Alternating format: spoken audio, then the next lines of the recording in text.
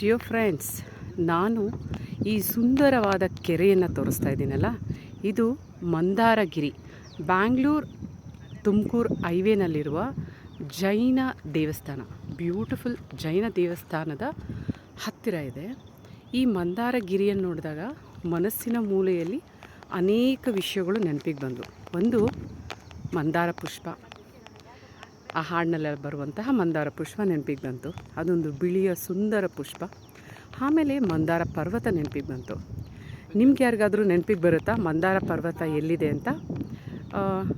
ಅದು ಏನಂದರೆ, ದೇವತೆಗಳು ಮತ್ತು ಅಸುರರು ಅಮೃತವನ್ನು ಪಡೆಯಲು ಹಾಲಿನ ಸಾಗರ ಶೇಷಸಾಗರದಲ್ಲಿ ಆದಿಶೇಷನನ್ನು ಕಡಗೋಲಾಗಿ ಇಟ್ಕೊಂಡು ಆ ಮಂದಾರ ಪರ್ವತವನ್ನು ಇಟ್ಟು ಅಮೃತವನ್ನು ಪಡೀತಾರೆ. ನಾವು ನಮ್ಮ ಇತಿಹಾಸವನ್ನು ಕೆದಕಿದಾಗ ಈ ಮಂದಾರ ಪರ್ವತ ಎಲ್ಲಿರ್ಬೋದು ಅಂತ ನಾನು ಮೊನ್ನೆ ಹುಡುಕ್ತಾ ಇದ್ದೆ. I should thank Google aunty. ಅವರು ತೋರಿಸಿದ್ರು ಬಿಹಾರದ ಯಾವುದೋ ಒಂದು ಭಾಗದಲ್ಲಿ ಈಗಲೂ ಕೂಡ ಆ ಮಂದಾರ ಪರ್ವತದ ಪ್ರದೇಶ ಇದೆ ಅಂತ. ಈ ಸುಂದರವಾದ ಮಂದಾರಗಿರಿ ಮತ್ತು ಈ ಕೆರೆಯನ್ನು ನೋಡಬೇಕು ಅಂತಂದರೆ ನೀವು ರಜಾ ದಿವಸಗಳಲ್ಲಿ ಭೇಟಿ ನೀಡಿ.